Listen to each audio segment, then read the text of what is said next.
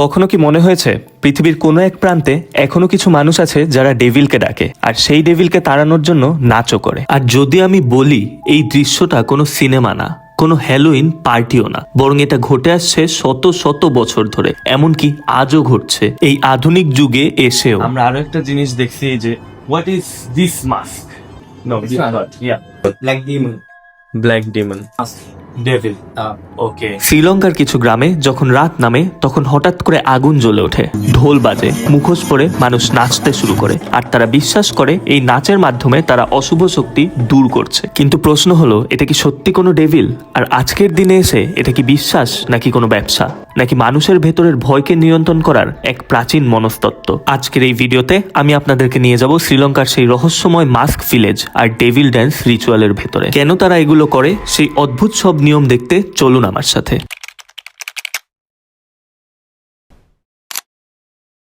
শ্রীলঙ্কা শুধু সমুদ্র, পাহাড় আর চা বাগানের দেশ না, এটা এমন এক দেশ যেখানে সংস্কৃতির ভিতরে লুকিয়ে আছে হাজার বছরের পুরনো রহস্য। বিশেষ করে পশ্চিম উপকূলের কিছু গ্রাম, যেমন আম্বালানগোড়া অঞ্চল, যেটাকে অনেকেই বলে মাস্ক ভিলেজ। এখানে কাঠ দিয়ে বানানো মুখোশ শুধু সাজসজ্জা না, প্রতিটা মুখোশের একটা আলাদা গল্প আছে এবং উদ্দেশ্য আছে। তাদের মতে এখানে কিছু মুখোশ বানানো হয় রোগ দূর করার জন্য, কিছু বানানো হয় খারাপ স্বপ্ন দূর করার জন্য, আর কিছু বানানো হয় মানুষের ভেতরের অদৃশ্য ভয়কে রূপ দেওয়ার জন্য।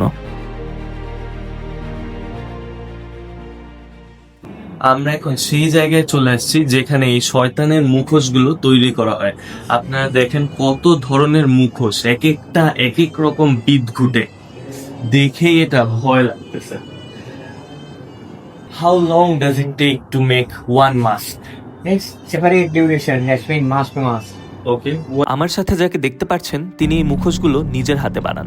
আমি তাকে জিজ্ঞেস করলাম এই এক একটা শয়তানের মুখোশ বানাতে কত সময় লাগে। তিনি বললেন শ্রীলঙ্কায় ডেভিল ড্যান্স অর্থাৎ ইয়াকুমার মাস্ক তৈরি করতে সাধারণত 1 থেকে 3 দিন সময় লাগে, তবে যদি ডিজাইন একটু জটিল হয় তাহলে 3 থেকে 7 দিন পর্যন্ত সময় লাগতে পারে। আর খুবই ডিটেইলড, ঐতিহ্যবাহী ও অনুষ্ঠানে ব্যবহৃত মাস্কগুলো বানাতে প্রায় 1 থেকে 3 সপ্তাহ সময় লেগে যায়। এই মাস্কগুলো সাধারণত হালকা কাঠ যেমন কাদুরু উড দিয়ে হাতে খোদাই করা হয়, তাই প্রতিটি ধাপে ধৈর্য ও দক্ষতার সাথে করতে হয়।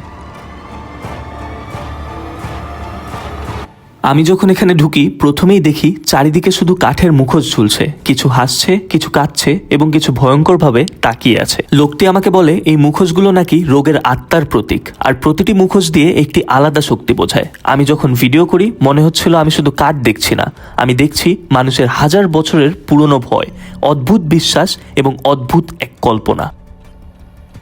এখন প্রশ্ন হলো, কেনই বা তারা এই মুখোশ পরে নাচানাচি করে, আর কেনই বা এটাকে ডেভিল ড্যান্স বলা হয়? বন্ধুরা, এখন আমি এমন এক ভয়ানক জায়গায় যাচ্ছি যেই জায়গা দেখার পরে আমি শিওর যে আপনাদের সকলের গায়ের লোম দাঁড়ায় যাবে। আমি যে রিচুয়ালটার কথা বলতেছিলাম, এই রিচুয়ালটা কিন্তু দেখা একটু টাফ, কারণ এটা ওরা আইদার মন্দিরে করে অথবা যে অসুস্থ হয়েছে তার বাসায় করে। তো আমরা লাকিলি হঠাৎ করে আমাদের যে লোকাল গাইড আছে এবং আমাদের যে গাড়ি উনি ড্রাইভ করছেন, উনি আমাদের বললো যে একজন মানুষ অসুস্থ হয়েছেন আর উনি একটা মন্দিরে যাচ্ছেন, তো ওই মন্দিরে এই যে ডেভিল ড্যান্সার তারা যে তাকে সুস্থ করবে। তো আমরা তখন আমাদের আজকের দিনের সব প্ল্যান বাদ দিয়ে এখন আমাদের গাড়ি নিয়ে ছুটে চলছি সেই মন্দিরের দিকে। আমরা দেখার চেষ্টা করবো ওই রিচুয়ালটা, আর আপনাদেরকেও দেখানোর চেষ্টা করবো।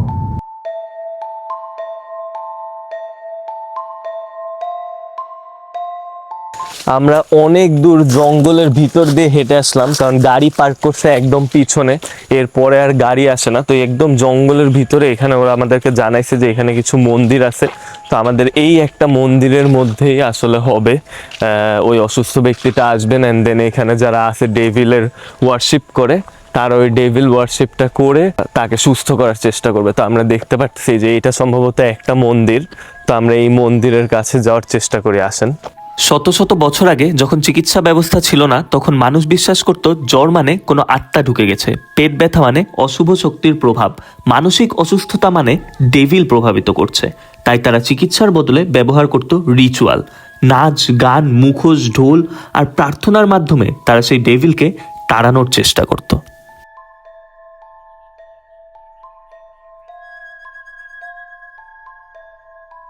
দেখতে পারতেছেন এটা কিন্তু পুরোপুরি একটা গ্রামের ভিতরে, আর এখানে এই যে গ্রামের মহিলারা কাজ করছেন। শয়তানের জন্য যেই নাচ, এই রিচুয়ালটা আপনার প্রচলিত শুধুমাত্র শ্রীলঙ্কার গ্রামে, এটা কিন্তু শহরে গেলে আপনি পাবেন না। 3টা গ্রাম আছে যেখানে তারা এখনো এই রিচুয়াল ধরে রেখেছে, এবং এখন পর্যন্ত কেউ অসুস্থ হলে আইদার তাদের বাসার ভিতরে অথবা মন্দিরে এসে এই রিচুয়ালটা পালন করা হয়। তো আমরা এখানে পাশে আরেকটা মন্দির হয়তো বা আছে, সেখানে যেয়ে দেখার চেষ্টা করব।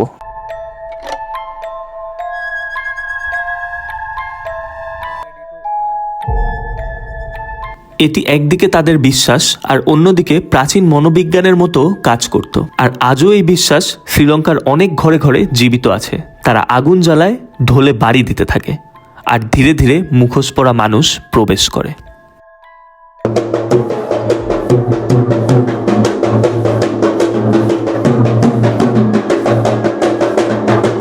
তারা শুধু নাচেই না, তারা অভিনয়ও করে, যেন সত্যি কোনো অদৃশ্য শক্তি তাদের ভেতরে ঢুকে গেছে। কখনো তারা কাঁপছে, কখনো তারা চিৎকার করছে, আবার কখনো তারা মানুষের চারপাশে ঘুরছে। কিন্তু এখন আমরা যদি একটু বাস্তবতার চোখে দেখি, এই রিচুয়াল কি সত্যি কোনো ডেভিল তাড়ায়, নাকি এটা মানুষের মনকে শান্ত করার এক প্রাচীন পদ্ধতি? অনেক গবেষক বলেন এটা এক ধরনের সাইকোলজিক্যাল হিলিং রিচুয়াল, যেখানে ভয়কে চরিত্রে রূপ দেওয়া হয়, কষ্টকে ডেভিল বানিয়ে দূর করা হয়, আর নাচের মাধ্যমে শরীর ও মন রিলিফ পায়। অর্থাৎ এখানে অলৌকিকতার চেয়ে বেশি কাজ করে মানুষের অদ্ভুত বিশ্বাস।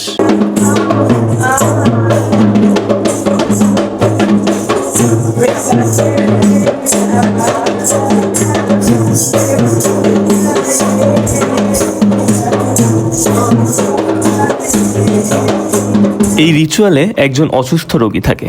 সে ভাবে তার রোগ হয়নি, তার উপরে কোনো আত্মা ভর করেছে, যা একমাত্র ডেভিলই দূর করতে পারবে। আর একজন থাকে যে ঢোলে বাড়ি দিয়ে দিয়ে ডেভিলকে ডাকে। আরও একজন থাকে যে ডেভিলের মতো পোশাক পরে ডেভিল সেজে অসুস্থ রোগীর কাছে আসে এবং সেই রোগীর ভিতরের আত্মাকে ভয় দেখায়, যাতে রোগীর দেহ থেকে অসুস্থ আত্মা চলে যায়। এইভাবে এই প্রক্রিয়া প্রায় 1 থেকে 2 ঘন্টার মতো চলতে থাকে।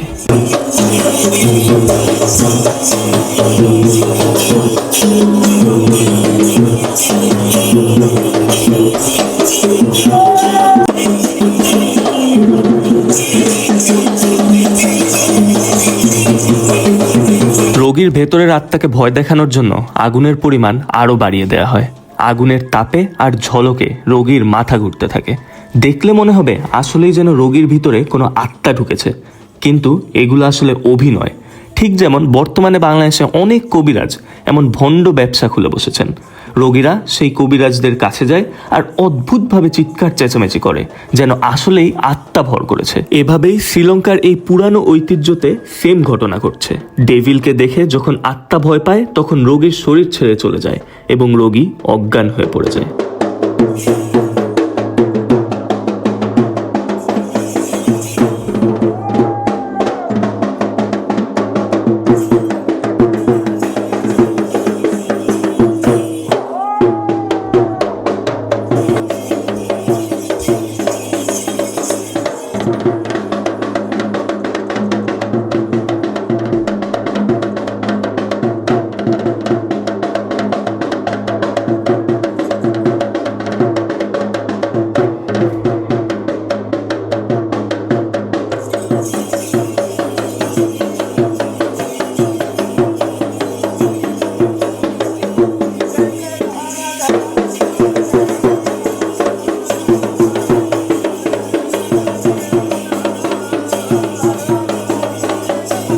বর্তমানে এখন এই অদ্ভুত বিশ্বাসের অন্য একটি দিকও আছে।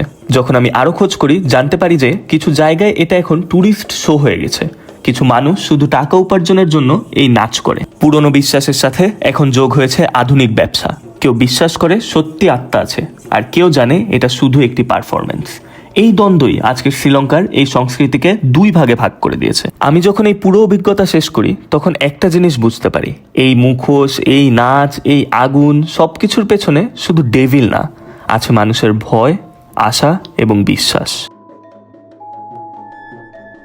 পুরো প্রথা শেষে রোগী সুস্থ হয়ে যায় এবং পণ্ডিতের পা ধরে স্পর্শ করে, আর পণ্ডিত তাবিজের মতো কিছু একটা তার গলায় পরিয়ে দেয়, যাতে তাকে খারাপ আত্মা আর ভর করতে না পারে।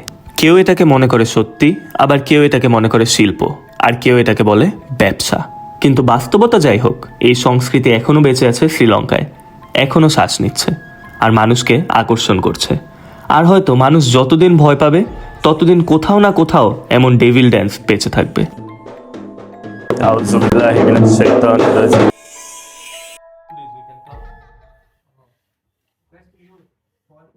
সারাদিন এই অদ্ভুত প্রথা দেখে প্রচুর টায়ার্ড আর ক্ষুধার্ত।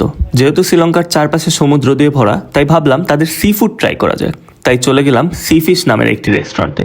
সেখানে গিয়ে দেখলাম অদ্ভুত রকমের জিনিসপত্র।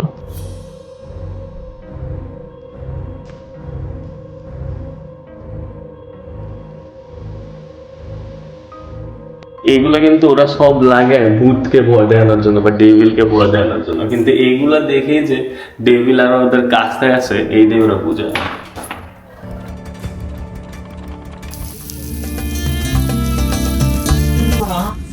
এটা স্কুইড খাই ওদের, শ্রীলঙ্কার সাগরের স্কুইড। সি ফুড খাবো আজকে শুধুমাত্র। তাই রাতের বেলা আমরা একটা সি ফুড রেস্টুরেন্টে চলে আসলাম।